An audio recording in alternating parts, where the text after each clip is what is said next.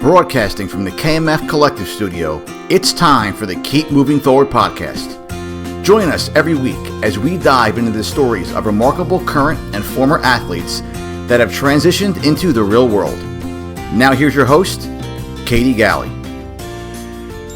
Hi everyone, and welcome to the 229th episode of the Keep Moving Forward podcast. I'm your host, Katie Galley. In the KMF Collective Studio with me today, I have founder at Act Performance and former collegiate baseball player, Harris Fanaroff. How are you doing, Harris? Hey, Katie, I'm doing great. How are you? I am doing awesome. Thank you so much for stopping by and sharing your story with us today. Yeah, I look forward to talking with you and getting to know you and sharing my story today. Well, me too, Harris. I'm really excited that you chose to step into the studio and share it. So just to get to know your background a little bit, can you tell us where you grew up and how, if at all, was your childhood shaped by athletics? Absolutely. And so I grew up in Rockville, Maryland, which is a suburb outside of Washington, D.C., and sports has always played a huge role in my life. I think from the moment I could walk, I was playing sports. I started as a 3-year-old playing soccer, and then I was playing travel baseball from age 7 all the way through, obviously through college. And so athletics always played a big role in my life. It was what differentiated me in my family. My brothers were really smart, and I was intelligent as well, but athletics was really what separated me, and it's really my passion. And I love playing sports, and I loved watching sports, and it actually ended up getting me into what I do today, which I'm sure we'll get into a little bit. Oh yeah, absolutely we will. And you're right. I mean, it's clear sports have just shaped your life in general. But for you, eventually ending up going to college to play baseball, did baseball early on really strike a chord with you? Did you play a bunch of different sports and eventually find yourself in baseball? So I played baseball, basketball, football, soccer, all the sports that you could play, I was playing. But I think it was about middle school when I decided I really want to be a Division I college athlete, and baseball was going to be my best avenue to do that. It was the sport I was the best in, and I was also a left-handed pitcher, which is a huge advantage when you think about trying to get onto a college team. And so when I made that sort of my mission in middle school, I said, I'm going gung-ho for baseball, and I'm going to do everything I can to be a Division I baseball player. So I sort of specialized in that in a way, still played other sports, but really specialized in baseball. Right. Really, you decided, in middle school that you wanted to be a D1 baseball player. So that was that path that you set yourself on. Did you have a desire to go to a certain college in particular, or is it just being a D1 baseball player? So academics was always going to be the number one for me. I knew that's what I would end up doing for my life. And so I always wanted to go to the best academic school that I could play baseball at that was also a Division I college. That was some of the things that were most important to me. Lehigh offered me that opportunity. I actually got hurt. I tore my ACL on a big part of the recruiting process, which was really difficult. And it was really important to me that Lehigh was very interested, very nice before that. And then after that, they were still just as interested. And that meant a lot to me from a recruitment standpoint. And it offered me a great education and an opportunity to play Division I baseball. Yeah, that's really important, seeing your value outside of just being an athlete too. Having that injury, which of course must have rattled you, obviously physically, but mentally too, as a baseball player, really having that goal of going to the next level, but then still having Lehigh pursue you and want you to come to their school. And so for you then, Harris, with looking at academics as a really, obviously that key driver, that was really what was driving you to go to school, and that passion, did you know what you wanted to do, or you just knew that you wanted to pursue academics first and foremost?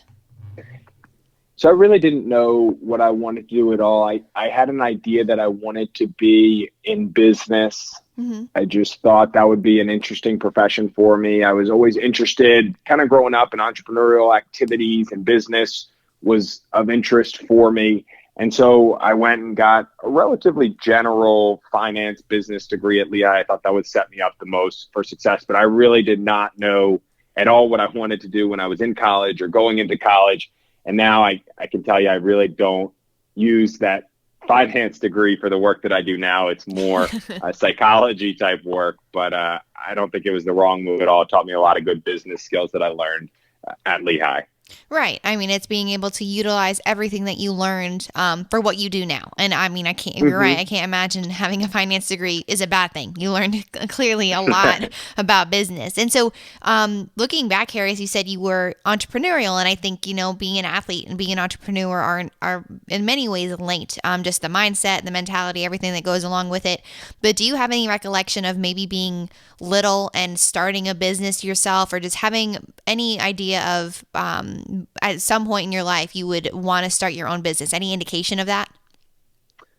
Yeah, so I remember being little and doing like the classic lemonade stand with one of my buddies. And so I have a good recollection of that and thinking about what are ways we can do that, and shoveling snow, and what are just quick win opportunities to make money as a kid. And I think I'm extremely curious. I think that that's one of my qualities that helps a lot in the work that I do now. I'm just incredibly curious and wanting to learn why businesses are successful, what makes businesses successful, what makes a good leader. I think in some of the work that I do now, I'm just so incredibly interested in that. And I think that curiosity started from an early age, where I'd be listening in on conversations with the grownups and trying to learn as much as I can. And so I think that was sort of captured through that. And that led me to, hey, there's a lot of interesting nuances about business, and let's see where this can go. And so that's sort of where my early interest in business started. Yeah, I mean, having those lemonade stands and learning how to start a business, but too, I mean, again, having it piqued by leadership and what it would look like to have your own business. And so then Harris, being driven by academics, but then too wanting to play baseball in college, coming up on your graduation and completing your baseball career at that time, did you have your sights set on maybe trying to go pro, or did you know, okay, my career is going to end at the collegiate level, and now it's time to pursue these entrepreneurial ventures? Really good question. And I have a very nuanced, interesting story that gets to where I'm at. And so I'll dive into that right now. So I was actually drafted out of high school by the Nationals in the 50th round. So I mentioned I was a left-handed pitcher, which is the easiest spot to get drafted. I was drafted in the last round by the Nationals. They don't offer you a ton of money. So I went to college and pursued that and played college there. And I actually, while in college, I got something called the yips. And so I was a pitcher, and the yips, basically how I like to describe it, is when your brain and your arms stop speaking to each other. And it was a really, really traumatic experience. And so I went through that in the spring of my freshman year as a pitcher. And it really honestly ended my pitching career at Lehigh. I couldn't get back from that. I dealt with big time confidence issues, just really, really struggled with it. I came back and played another year and a half as a first baseman, outfielder, but it just wasn't the same. And that really shook my confidence and put me in a tough place. And I actually stopped loving the game of baseball, which was so weird for somebody who it was the only thing I talked about. It was the only thing I thought about from basically age 4 to junior year of college. And I went through that traumatic experience, and I ended up quitting midway through my junior year. I just stopped having fun. So I wasn't going to play afterwards. My college career didn't end up how I wanted it to. But as we'll talk through a little bit, I've used that experience to build to what I do now. Mm-hmm. And it's been an incredible learning experience. It was something that I thought of as a huge failure, huge failure for so long. And now I've been able to reframe that situation that I went through to be a huge learning moment, a huge growth moment, and something that I actually use to try and make the world a better place, help people who've gone through the yips, who are dealing with confidence issues, all those things that I dealt with. I want to be there. I want to be the coach. I want to be the mental performance coach. I want to be the sounding board for them to get through what I know can be a pretty difficult time. And that's amazing to have that perspective, to reflect back on a truly traumatic time of your life, like you said, and to be able to come out on the other side knowing that it wasn't for naught. It was actually the very thing that drove you to what you do today. And so, Harris, from from that time, your junior year, when you decided to quit baseball and just kind of then going through that crisis and that traumatic experience from the pit that you were in, looking forward to where you are now, how did you get yourself out of that and start yourself on the path that led you to being a mental performance coach?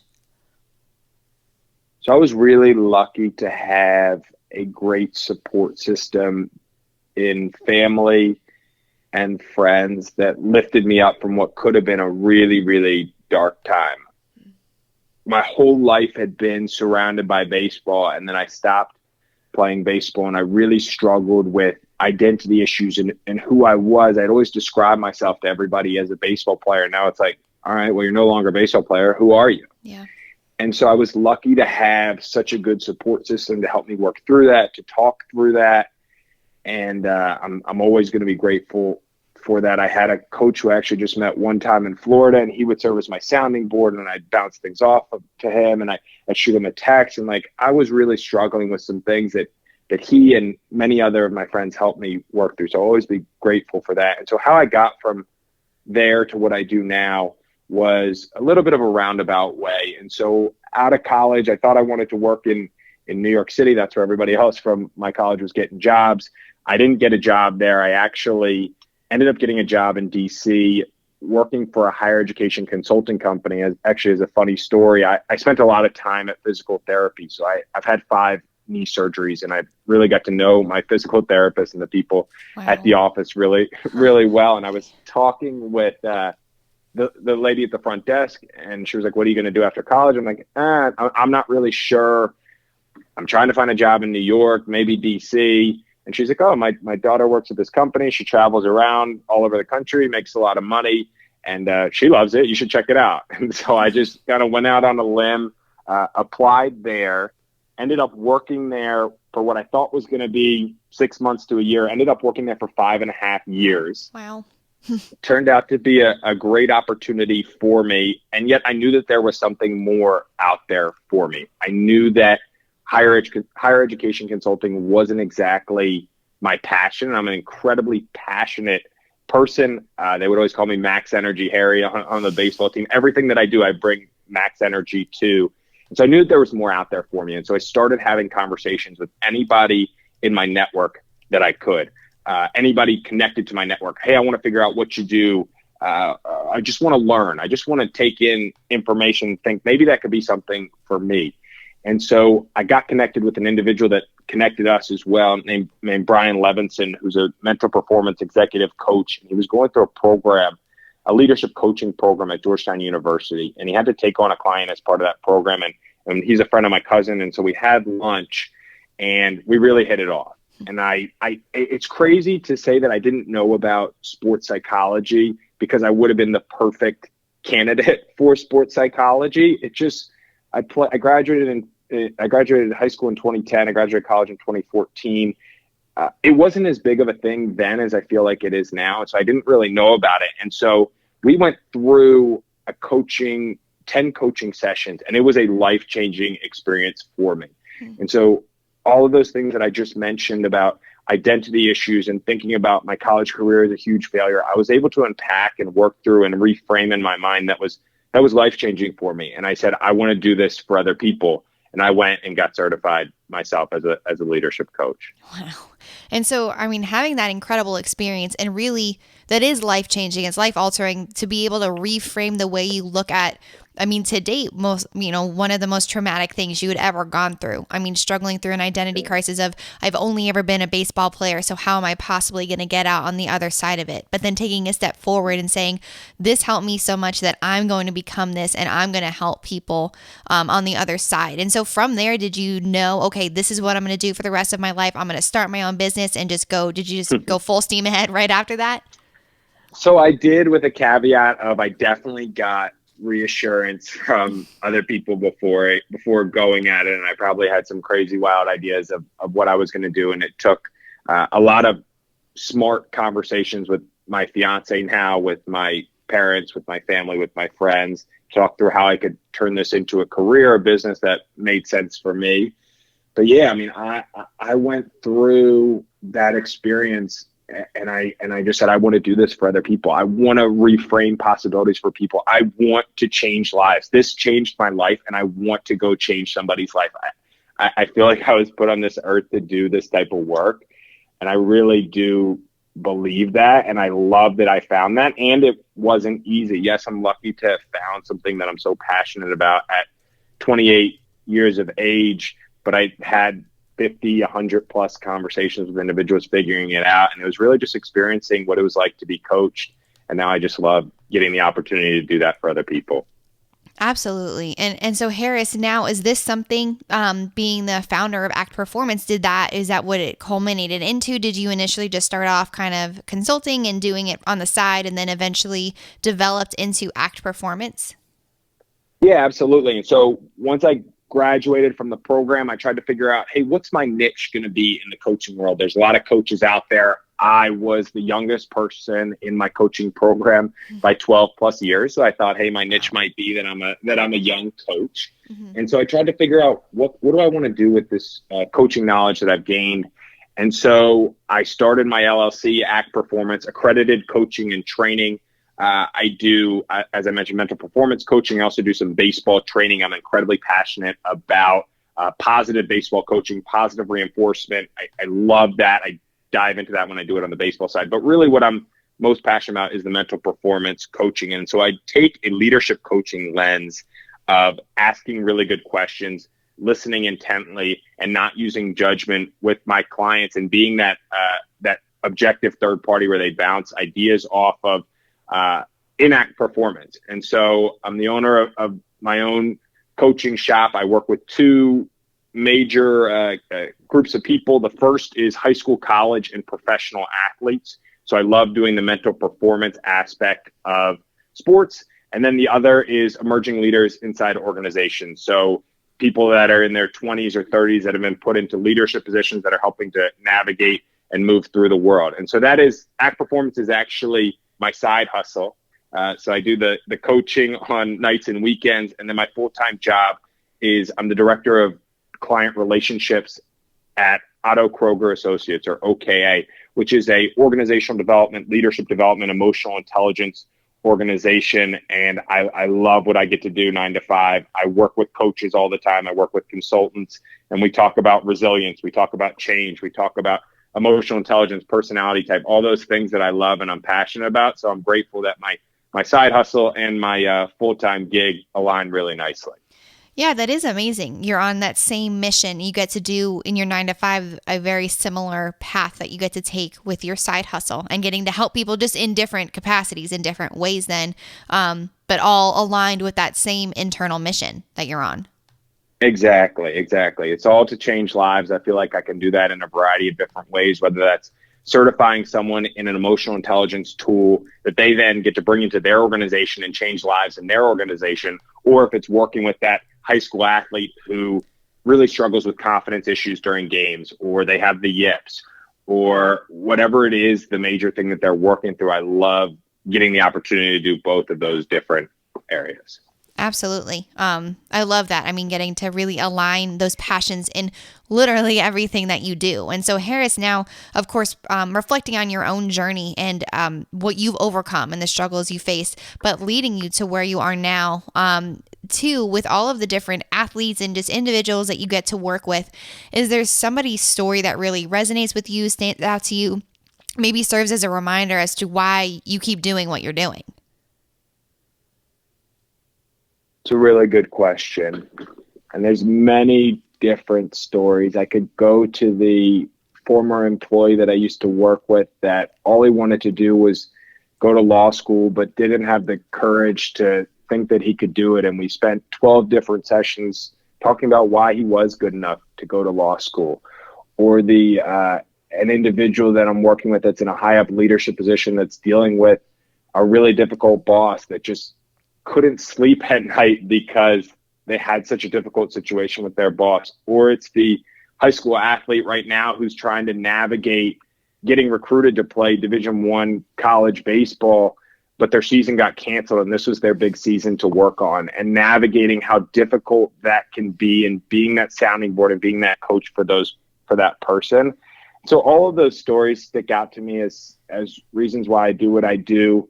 I'd be lying if I said I didn't live for those texts that said, "Hey, you changed my life. You're changing my life. You're making me happier." I mean, those just, it's a little bit selfish what I do, and that I love that what I get from my clients and changing their life and making them be happier. I just think we aren't always afforded an objective third party to be to listen to us, to not judge us, to just ask questions, to not give advice. And that's what I love about coaching. I mean, I can coach somebody on any different thing that they want to work on, because I don't have to be an expert in what they're working on. If they're in finance, yeah, I have a finance degree, but I'm not an expert in banking. I'm not an expert in finance, but I am an expert in helping you work through it and asking you the right questions and listening and reading your body language and all those things that a lot of times we as humans don't have somebody who's objective and not related to us that can provide that for us. That's a really good point, having that objective third party, because it's one, you can get really in your own head about everything and really hyper focused on what you're thinking, and it's so hard to break out of that. And then two, likewise, even though your family and your friends, like you said, you couldn't have gotten through that period of your life without that support system, but even two, they have such a vested interest in you that it might be even hard for them to step out and see anything outside of that realm. And so being able to have somebody come in and really guide you, ask the right questions. And so from that perspective, when you work with a client or a prospective client, is it a lot of almost like an interview like this, where you're asking the person questions, trying to get to the root cause of it? Or is it like, is it a different scenario? Because you said you mentioned reading body language. Yeah. What goes into a session? Really good question. So it is a lot of like what we're doing on the interview side, where I'm just asking so many questions. And so we'll start with, "Hey, what do you want to work on today?" And they'll come up with something that's important to them that they want to drive towards. And then that'll kind of be our golden arch that we're going towards and continuing to work on. And about halfway through, I'll check in and say, "Hey, are we still hitting on that goal that you wanted to hit on?" And so in the middle, I'm just asking questions. I'm getting curious. I'm saying, "Hey, your voice came up when you said that. Can you tell me a little bit about why?" Or maybe I'll push back and say, "There's something that you're not telling me here. What is that?" And so it's really being incredibly present with the individual, asking a lot of really good questions, holding back when I think I have the answer, because it's going to be so much more impactful when they get the answer for themselves. And so we start off with, "Hey, what do you want to work on today?" About halfway through, I'll check in and say, "Hey, are we still tracking towards that goal that you wanted to work on? Or is there something new that you want to work on?"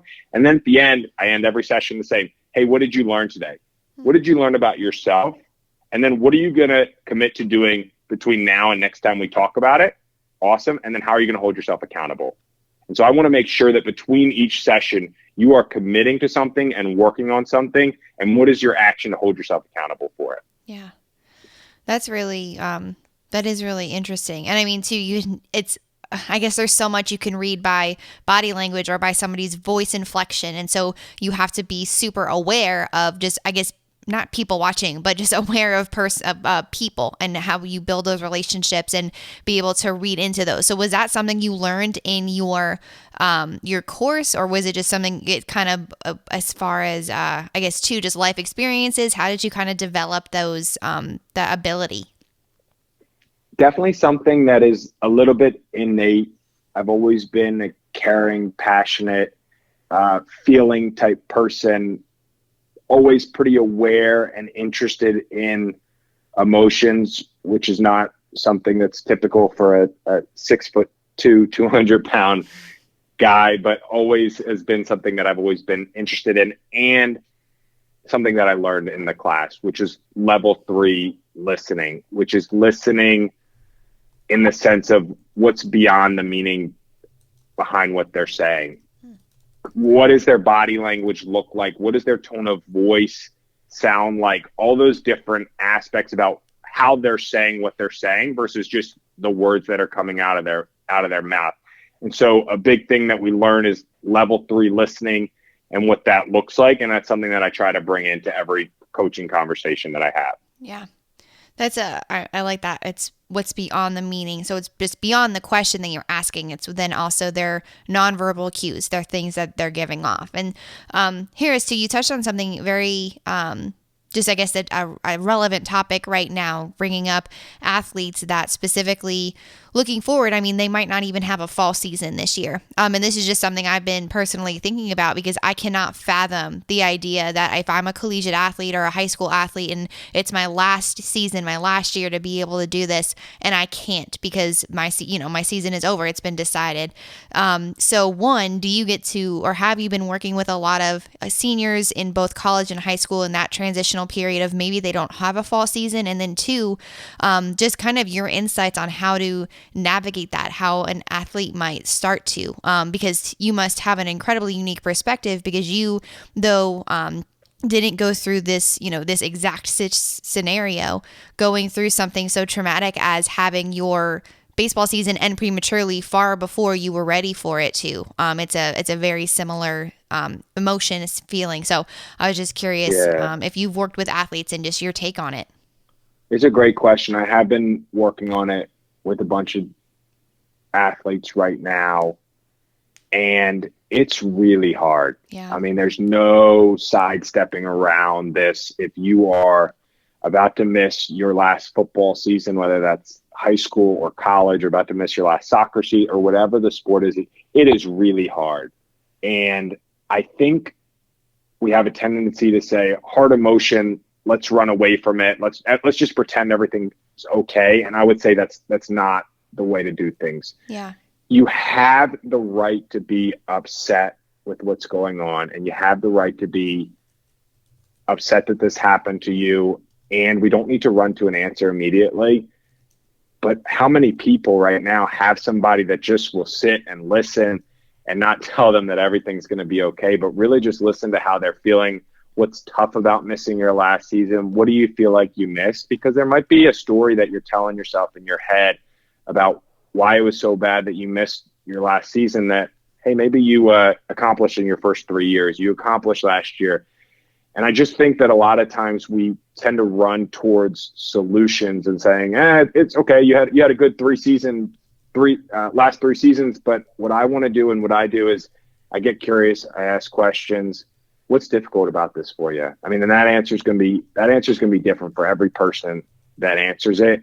And I don't have a formula for it, but the formula in my head is just be there for them. Just listen.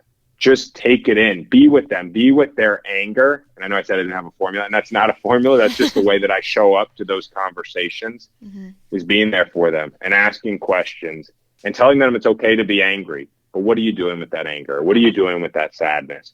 What are you going to use it? How are you going to use it to benefit you? Things like that. Yeah. And I think that's really, really important, what you hit on. It's the productivity and the sadness and anger. It's how you're going to use that to help fuel you or bring you to, a success, something after all of this is over. But two, it's learning to live in it too, live in that sadness and anger and dive deeper into it rather than running away from it, because that would be the easiest thing to do, is to just try and ignore it and run away. But at some point it's going to come back. It's going to catch up, because you're never, go ahead.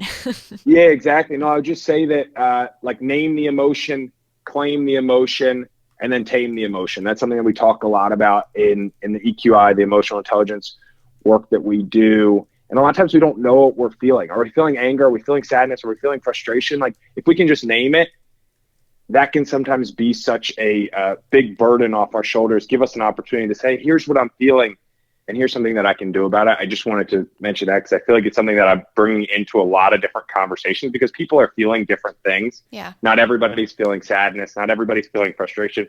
Not everybody's feeling anger. And we're going to react to the different feelings that we have. But we got to be able to name it first. Is it ever really difficult to get someone to the root of the emotion? So maybe they don't have the awareness to know if it's anger, frustration, sadness. Is it ever really difficult to get there? It is difficult to get there. And I would say it's probably more difficult. Well, not probably. It is more difficult in my experience in dealing with male athletes than female athletes. Yeah. I've just recognized that. But it's through I mean, you build trust with somebody so they can say, I'm sad. I mean, a big male athlete saying I'm sad is not something that they want to say out loud unless there's a really good trust that's been built between you and that individual. And I understand I'm stereotyping there, Right. but it's something that I've noticed in some of the work that I've been doing. Yeah, and I mean, I think it is kind of a I guess it's not a stereotype, but it's something that is kind of fostered. Obviously, I'm not speaking from experience because I was a female athlete, but you see it, young male athletes. I mean, you're taught to toughen up and stay strong. So then, it would make sense that later in life, when you're trying to deal with an emotion like your season not happening or like the end of your baseball career because of injury or because of it feels like an inability to perform. That's a totally different awareness and or a totally different upbringing than a female athlete would have had. 100%. I think that's such an important thing to hit on, is that as males, we're very often told to toughen up, wipe it off, move on. And it's like, no, these are real hard things. Missing your last season, having your career end short, these are really hard things that you might need somebody to help you work through. And that's okay. And I love the idea that we're getting to now in 2020, that it's okay to not be okay. Yeah. And you have professional athletes speaking out and saying, yeah, I'm dealing with mental health issues. I'm dealing with identity issues. I'm dealing with, and we're making it more normal because everybody, in my opinion, has something that's hurting them or difficult for them. And just to get it off your chest, to talk it through, to have somebody there for you can just lift such a weight off their shoulders that can almost help you just take that deep breath, which I've found so rewarding to get to do for athletes that didn't know that this type of service and work existed before. Right. And then realizing, one, that it exists, and two, that it's actually needed. It's something that can really help and guide athletes. And so, Harris, do you specifically, I mean, I know you work with all kinds of athletes, but do you find yourself specifically working with male athletes more than female athletes, or is it just kind of a whole wide gambit? So it's a wide gamut, but I would say the majority of athletes that I've worked with have been male baseball players, just kind of given my network and my circle. Yeah. I'm open and to working with all different athletes. I've worked with all different athletes, but just given my circle and the group that I am usually with, it's typically male baseball players, but I've worked with females and they're a heck of a lot easier to talk about some of the things that you want to talk about when it comes to motivation and self-talk and setting goals and all those things. So, yeah. But it's really interesting though too, because you have such a unique perspective to speak with male athletes because you're one of them. You were there, and so you know exactly what it is they're going through or what they could be feeling because you were in that pit. You were struggling just in that way. So it's that unique experience that then you can bring in. Exactly, and I think that's a huge reason why I've worked a lot with males, and I've worked with baseball players because baseball is a huge game of failure. And if you go on autopilot when it comes to baseball and failure, you can get yourself into a pretty big hole. And so when we start to get intentional about what we do after failure, how we think about failure, what actually is failure, it can be such a rewarding experience for us as baseball players versus, oh no, I went 1 for 4 and that was a horrible day. Okay, let's take a step back. Why was that a horrible day? Were you a good teammate today? Did you work on your skills? Did you work hard? Those are things that you've told me are your values and things that are important to you. And maybe actually today wasn't a bad day. And that day you went 3 for 4 but didn't do those things was a bad. And so let's kind of talk through what a good day and a bad day is on the baseball diamond. And I think part of that helps me connect more with say, a baseball player. Right. So then it's focusing in on those self-proclaimed values and things and mission that they're on. And so then saying, no, it's not a bad day because you actually fulfilled the things that you said you're passionate about, that you said are your values and what you want to stick to. So then I like that. It's flipping the switch of, no, you said this. And so then it is a successful day. Right. And it goes back to exactly how I moved through my failure. Was I thought I was bad at baseball. My ERA was in college. My ERA was bad, but it was like, I got to ask the coach, what was important to you about being a baseball player? And the first answer was my relationship with my teammates. That's what I loved. That was what was important to me, was developing that relationship with my teammates. And he said, did you do that? I said, yeah, they're some of my best friends in the world. Then was it a failure? Oh, interesting. I've never thought about it that way, but that's what was important to me. And actually, ironically enough, when you hear former athletes talk about what was important to them about being an athlete, yeah, you'll hear competition, but really for the most part, you'll hear, I miss the girls or I miss the boys, whatever it was that was on their team. I miss being around the team. I miss the team atmosphere. I miss developing those relationships with the teams. And so when I reframed it about, I developed a lot of really good relationships that helped me move past that difficult time.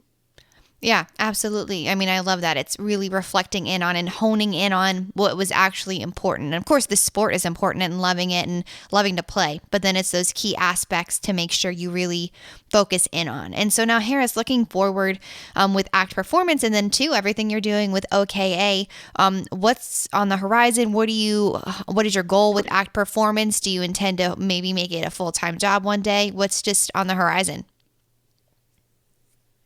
Yeah, so I would answer that by saying I'm incredibly grateful for what I'm doing right now. Yeah. I am, no joke, living the dream for me right now. I truly believe that. I'm incredibly happy with my fiance. We're getting married in a month. I'm super happy to be with her. Oh. My work, I love what I get to do 9 to 5, and it's really a lot more than that for OKA, but I don't mind at all because I love what I get to do. I love helping to grow and build and scale that business.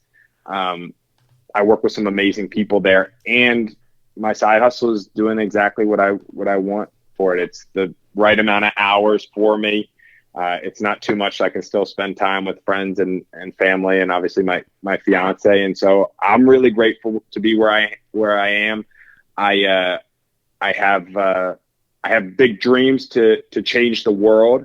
And so I would say that those are my dreams, but I feel like I'm on the path to doing that. And the two vehicles that I'm working with right now in OKA and ACT Performance are helping me get there. So I'm incredibly grateful for where I am, and it hasn't been easy. And I've reached some low lows, but I'm really, really happy to be where I am. And that really is amazing to be at that intersection of pursuing your passion in two different ways, and just living into that. And so that's amazing. And two, congratulations to you and your fiance getting married in a month.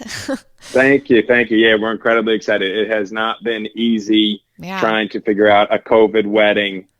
Right. But we're getting through it, and I'm excited to be married to her. And we met at Lehigh, and we've been dating for 6+ years, and she's amazing. And wow. She makes me a better person. So I'm forever grateful for her. I love that. Are you guys having like a small backyard wedding? What's the COVID wedding situation like? Yeah, so we were supposed to do a big wedding in Cape Cod this September, where she's from. And so now we're going to do a really small, intimate backyard wedding in her parents' backyard with my immediate family, her immediate family.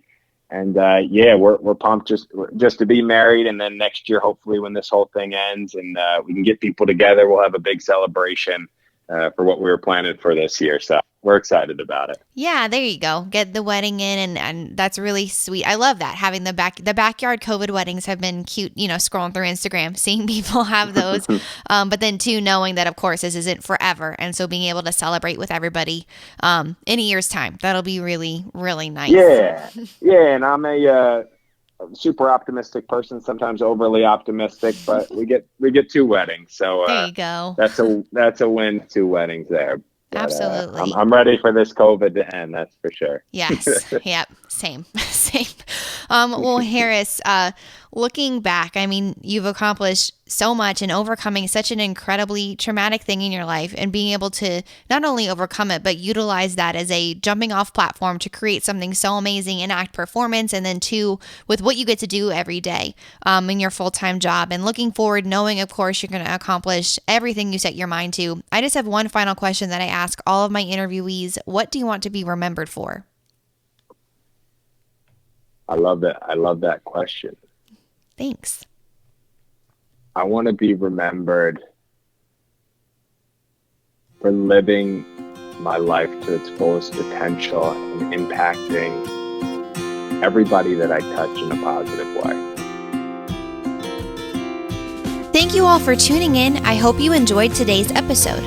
To learn more about our guest, check out the show notes at keepmovingforward.us. While you're there, go ahead and subscribe to our newsletter to stay up to date on all things coming out of the KMF Collective Studio. Always remember, you can beat the odds and go the distance if only you keep moving forward.